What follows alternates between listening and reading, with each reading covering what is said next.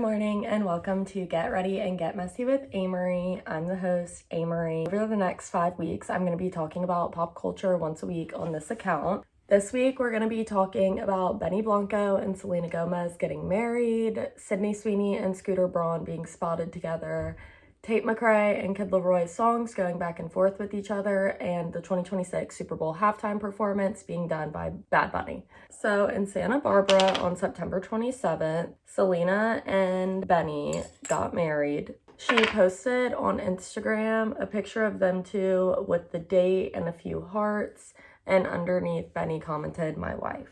There were some high-profile celebrities there, such as Taylor Swift, Ed Sheeran, SZA, Paris Hilton, Camila Cabello. She apparently had about 2 to 3 custom gowns made for her for this wedding by Ralph Lauren. They had a choreographed first dance, and she was barefoot in this, and there were some references to Dirty Dancing and Grease. Benny ended up posting, "I married a real-life Disney princess today." I think this has strengthened their brand together. They made an album together in 2025 that was called I Said I Love You. It was something along those lines. Since they are now officially married, though, I feel like that kind of makes the album look a little bit better rather than them just being like engaged or dating. Fans have been really invested in this though and waiting for this moment to happen. Apparently, Taylor Swift gave a full speech at the wedding as well. Apparently, their vows were really emotional, but Selena's were indeed longer, and she thought that hers were a little bit more emotional. I think that this will open up a lot of doors for them to do like interviews together as a married couple and also further build on their brand as a married couple. Now for Sydney Sweeney and Scooter Braun being spotted together.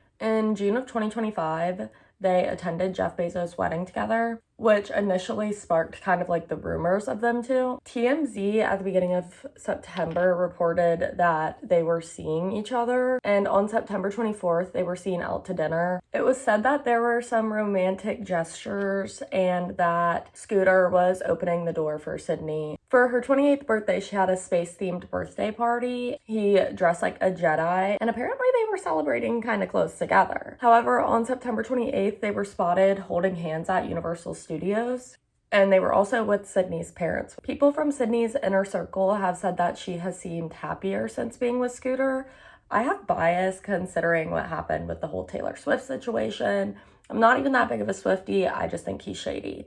However, Sydney is trying not to let a relationship overshadow her successes that she has going on right now. She's trying to focus on like her bigger projects like the Handmaid's Tale. There's a 17-year age gap, which is sparking some comments. However, I don't necessarily see it as weird considering she's 28. I mean, he is 44. Don't get me wrong, that's like a big age difference. However, I think at the age that they're at, the age difference doesn't really matter that much. Neither of them have publicly made a statement about this, so as of right now, everything's up for speculation. Let's talk about Tate McRae and Kid Laroi. They started their relationship in early 2024, and they recently ended it in 2025. Had collaborated on a song together called I Know Love, but since they have reported their split, there has been a difference in their music towards each other. He released a Coldplay on September 5th, which obviously shows that he's kind of trying to give his side of the relationship and his perspective of the relationship. In this song, he kind of frames himself a lot as like the guy who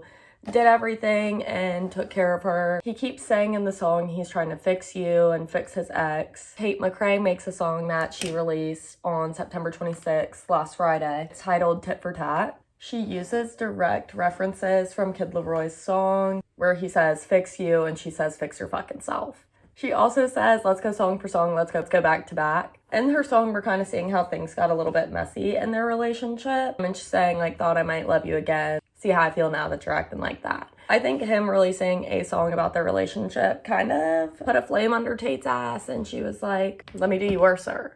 I'm a big Tate McRae fan, so I might be a little biased on that. I think she was too good for Kid Laroi in the first place, but that's just my personal opinion. Now I'm curious on, is this little feud gonna continue? When they drop an album, what's gonna be said? I'm very curious about this, and especially like they attend a lot of the same award shows and stuff, and they're in the same room a lot. Now we're gonna talk about the 2026 Super Bowl halftime show that Bad Bunny is performing at. He referred to this more as a gig rather than a concert, and that he wants to represent his culture and his history as well as his people. Since he's mostly a Spanish language artist, I think that this is going to be a big shift on what mainstream artists look like in the United States. I think this will be a huge moment for Latin music. There has been a lot of political backlash with this though. Many conservatives are saying it's very unpatriotic. They find it odd that at a national event there is a Latin act. I do think this performance will be political, considering Kendrick Lamar's performance last year at the Super Bowl. That was also pretty political, but nowadays we're in a very political time in general, so I think everything's a bit political. I'm personally not someone that like listens to Bad Bunny like frequently or like on my own time. I'm not mad that he's performing. However, I had high expectations for who was going to perform, as I think I do every year. Like, honestly, I wasn't that excited about Kendrick Lamar last year. I was wanting like someone else. But however, I'm understanding that it's not just about what I want, it's about what other people want. I'm very happy for Bad Bunny though. I think this is very awesome for him to kind of get to embed their culture into the music scene a little bit more right now. Latin music has been on a come up. Karol G is performing at Coachella. I think it definitely is making its move in the music scene this year. I am very curious to see how y'all feel though. So please drop some comments of y'all's opinions down below. I've always loved talking about pop culture though, ever since I was little. I've been a little too looped into it, probably a little bit more than I should have. Like this video, please. I actually beg of you, like this video. Now, next week we will be talking about Taylor Swift because her Life as a Showgirl album is going to be released 2 days from now. So I'll definitely be doing a lot of talking about that. Thank you so much for watching and tune in next Wednesday to see more of me.